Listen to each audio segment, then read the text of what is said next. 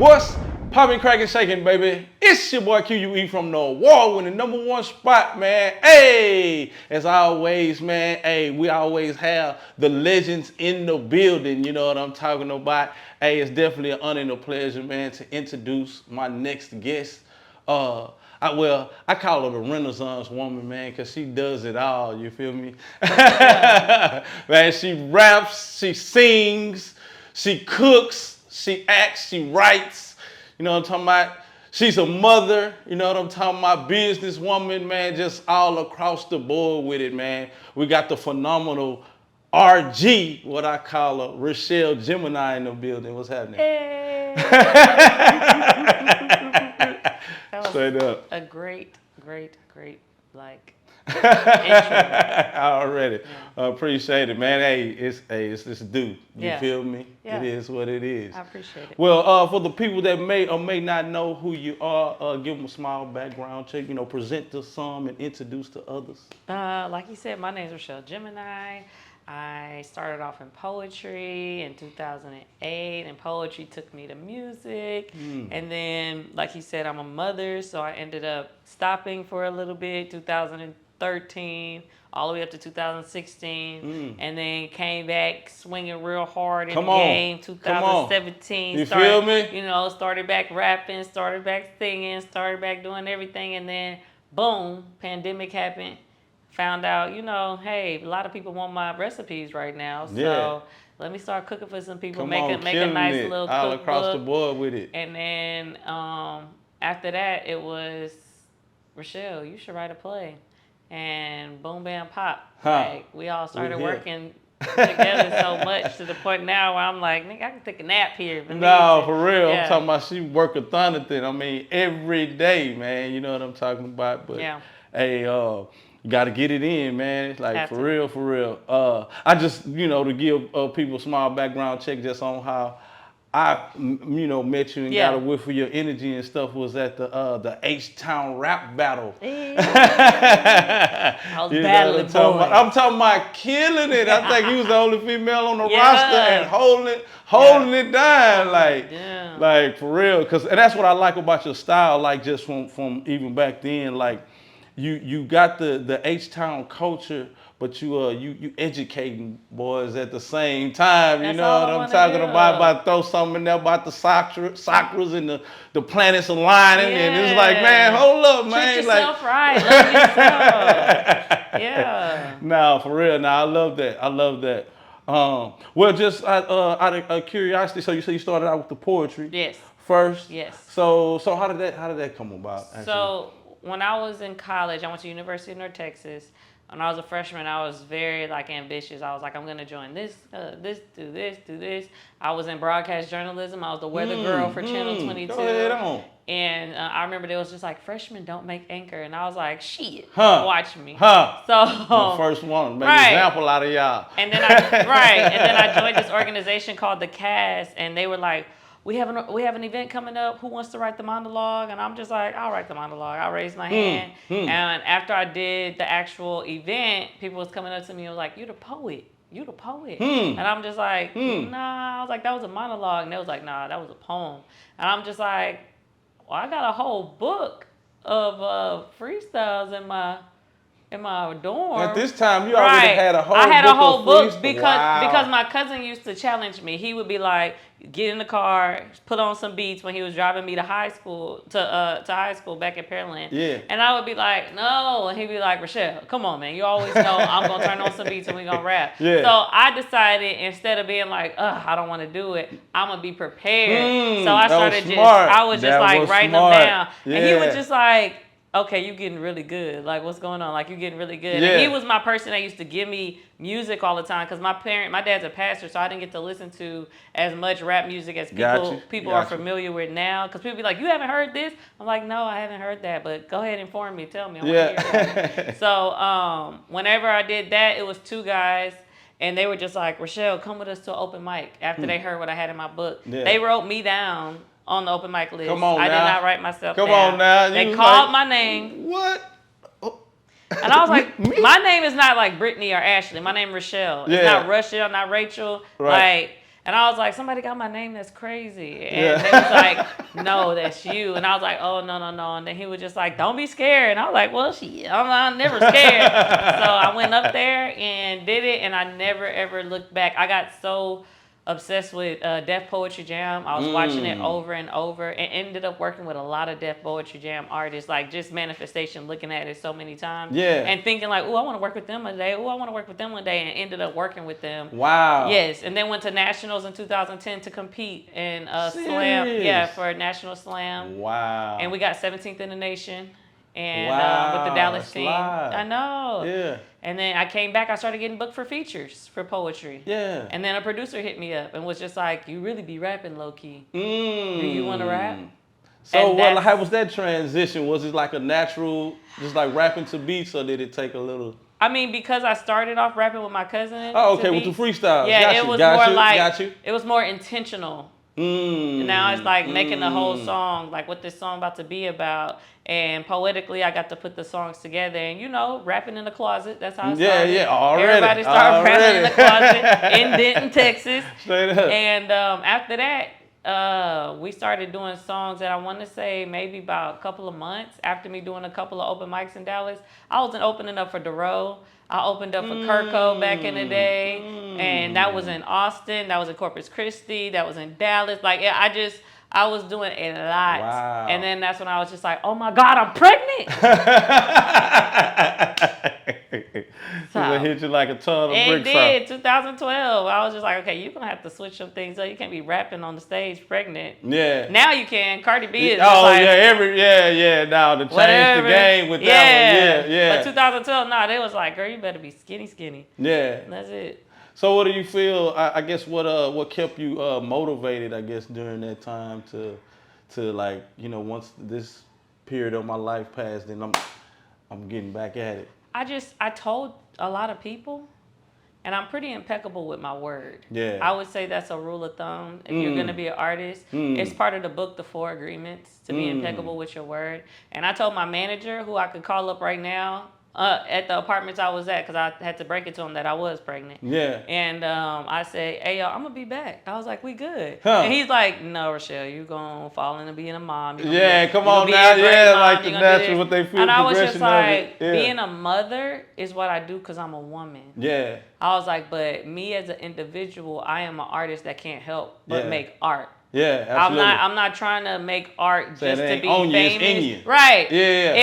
If making art was like stockbrokering and not that many people had to know me and I could just keep doing art and just stockbroker, I would just do that. Yeah. But art is put out there. It's shown. It's written. It's expressed. So because I do it, that's what I live. It's nothing that I could actually stop. Because even when I was pregnant, I was still hosting shows.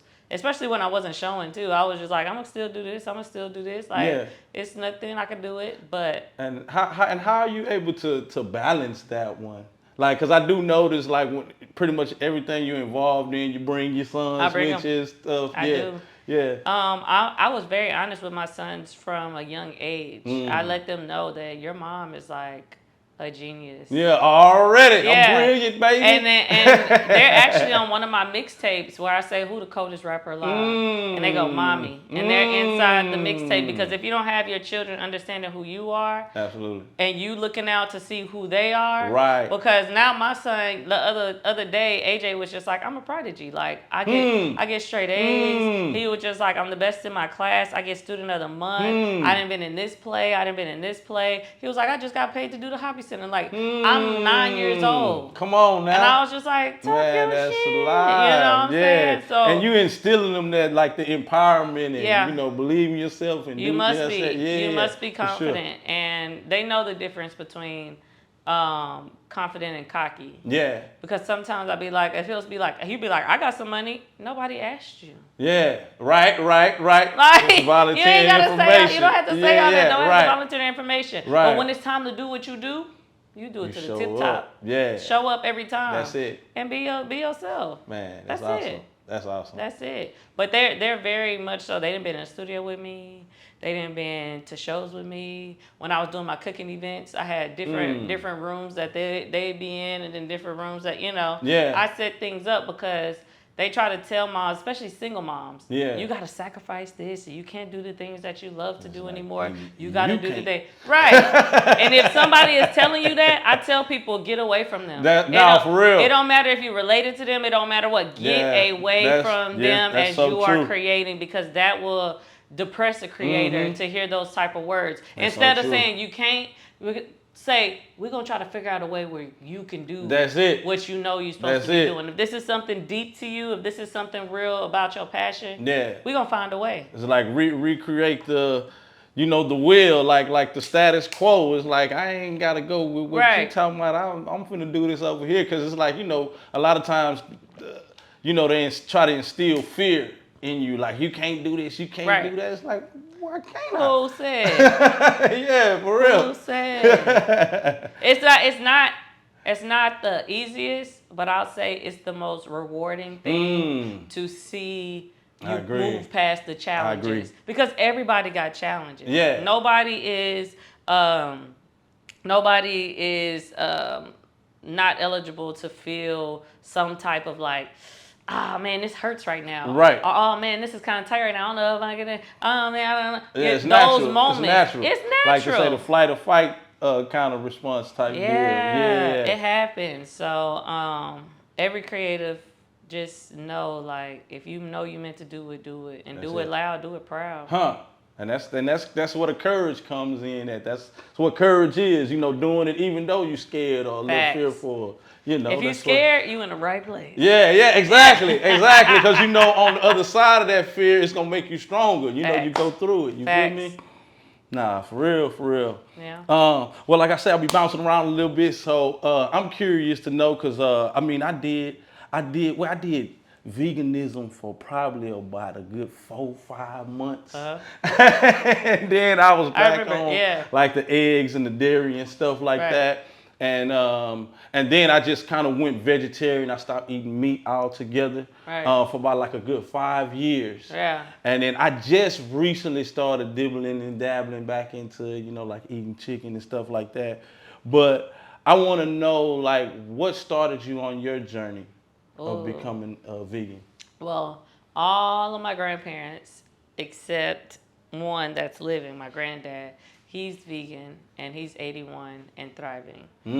My grandmas both passed away. One passed away from heart disease, kidney failure, and the other one passed away from cancer. And I was in high school. Well, my other grandma, she passed away, I want to say about right before COVID happened. And then the other one, she passed away during my high school years, and we were really, really close. Yeah. So watching them and then watching their sisters also pass away from the same thing, either cancer or heart disease. Yeah. And realizing that my granddad is just like, oh yeah, I'm about to start writing this book, and I'm thinking about doing this. I might go to Spain, I might go do this, and I'm asking him, like, what are you doing right now? And he's just like, oh, I meditate, then I go run a mile, then I do this. Very disciplined in his. That's alive. And how 81. Wow. Very disciplined in his ways. Very cognizant. Ready to listen, but also still ready to learn. Yeah. And you could just see it in his eyes and in his skin, and then it's just like his self. So I remember telling him when I was younger, like, why didn't you make me be vegan? And he was just like, oh, granddaughter, the only thing that has to be spread is a lie.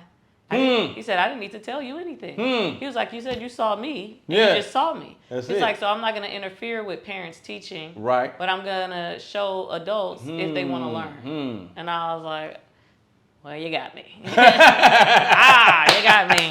So, kids like sponges, like they're gonna pretty much pick up on and mimic what they see. So he's like, I'm gonna lead by example and show you. Yeah. And he's so nice. He's so like just non-judgmental and just a calm person, like in every moment. It's like, wow, like you develop so much patience over the years.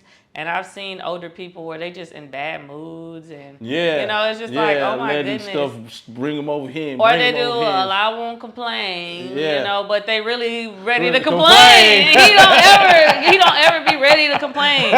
He be like, did you know that we're going to have a beautiful day tomorrow. It's not going to rain. It's not going to do this. He's like looking He's forward. always optimistic about always it. optimistic. Yeah. So it's a beautiful thing. And he seems probably solution oriented as well. He's very He don't be dwelling on the problem and what happened and all that. It's like, how can we fix this? Right. He's not like, let's just pray about it. He'd be like, well, there's an herb that could da-da-da-da-da-da. Like he finds the solutions that could help with whatever health situation you might feel, or a skin problem or something like that. He's like, well, you know, and the crazy part is when I told him that I gave up meat, I told him I was studying Dr. Sabi first. Oh, yeah. And he was just like, I used to work with Sabi all the time. And I was just like, why you didn't tell me nothing? Goodness gracious. That is something. And then my granddad, I think his was pancreatic cancer. Which again, all things dealing with what you're putting in your body. Was it the reverse? No. This is my dad's. Okay. Got you. That's what he had. And I was like, because I only talked about my grandma's, but just seeing them go through that stuff, it's like, ooh, all I got to do is change what I'm putting in my mouth, which makes sense. Yeah, because it's science. Right. We're a test tube. That's true. So if we're putting in a whole bunch of acid, and that make a lot of sense though. And I don't know, it took me as old as I got to really figure that out, because I got a partner. He been like vegan. Well, I always say about 20 years, but it's probably been maybe 12, 13 years or so. But he always been telling us, you know, to, you know, get along them lines. And like I always used to tease him. I see him eating some black bean chips or something. I'd be like, man, where the Doritos at? That's funny. And I used to just tease him all the time. And then one day, man, he had sent us a video. It was a YouTube video. And I watched that video, man. And that's basically what they say. It was like, it wasn't, what he said, diseases weren't inherited. It was like the food choices. The tradition. You know what I'm saying? The tradition of the food. that they instill in us. The ham hocks and, you know, all that stuff. Right. So I was like, that makes a lot of sense. Yeah. You know what I'm saying? And then that's kind of how, you know, I started on that journey and stuff like that. But I told doctors that. Yeah. Whenever I was going to the doctor that heavily. Now I just, you know how Erykah Badu said, she said, water is her doctor, the sun is her doctor. Come on now. And it's so true. Straight up. Like you can start feeling a certain way and it's just like, oh, I already know I need to maybe updo my water, put some limes in it, put some key limes in it, do a little apple cider vinegar, do a little this, do a cleanse, do something. It'll your body will be like, you're a little slow right now. Yeah. Because even being vegan, I try to tell people, you know, I still drink alcohol, but I stopped in different areas of my life. I'd be like, I got a lot of things that I'm trying to accomplish right now. Moderation. Moderation. But even it's hard to do moderation with poison because it's still poison. Yeah, that's true. That is true. But that's why I'm very honest with myself. Right. I'm still like, one day, you know, I still got work to do. I'm gonna give up alcohol one day. I don't know when that day is, but I'm very patient with myself because again, my first taste of beer was at 4. Yeah. So that's same, it's a discipline thing. I had to literally keep watching videos of why meat was wrong. Yeah. That's what changed my brain. Too. I had to. Too. I'm gonna watch like 3 videos a day, even if I don't feel like watching it. It's like stuff. What? Yeah. It's a reprogram of it because of course I could smell something and be like, I've smelled this all my life, so of course this smells good. Right. But when I watch the video again, I'm like, okay, that was a habit. Yeah. And once you break certain habits, you just be like, all right, I'm good on that. Okay, I'm good on that. Cheese was the hardest. Yeah, Yeah.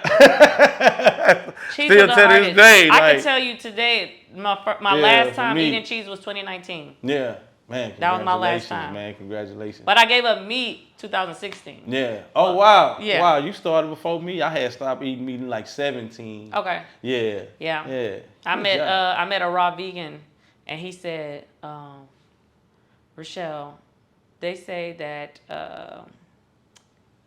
we're close to monkeys. Mm-hmm.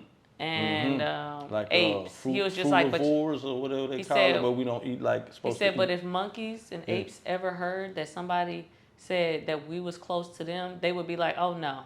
They don't even eat right. Come on now. They don't even take care of their kids properly. Now. Come on. They don't even stay in the sun like they supposed to. They don't even do that. Come on. And when I heard that, I was just like, okay. He was just like, Richelle, when a tiger goes out to look for meat, it's probably gonna be one of the animals in the herd that's sick. and he smells it. So he's like, oh, they're perfect. It's time to get them. Wow. So gets that animal. He was just like, and when now, the other animals that are frutivores, herbivores, when they smell that the sun has cooked the food to the proper temperature, it's time to get it off the tree. He was just like, we just keep having the own choices to make our own bad decisions. Right. He was just like, but we're just like them. He said we should be picking off fruit off trees. It's like it grows for free. Yeah. And I'm over here like, that makes a lot of sense. Right. He make me feel but crazy. It's like, but bacon though, and right, bacon. That was one of mine. Like that was the only piece of pork that I used to eat too, and I used to be like, how am I gonna give a bacon? That and boudin. I was just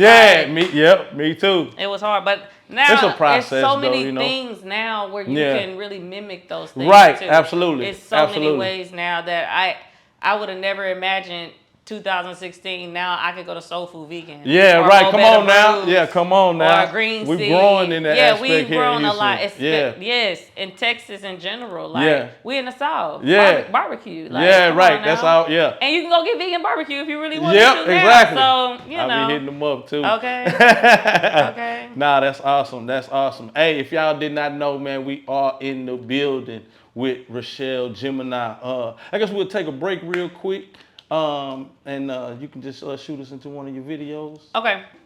So this first video, I actually shot with the Hazen House. Already. And this is one thing that I try to encourage people is to remove as much of that thought process that I gotta be humble. Cause like I said, there's a difference between confident and cocky. You could tell if you just be confident. That's it. You ain't gotta talk. Right. This one right here is called a hint of humility. Right here on the #1 spot, baby. Yeah.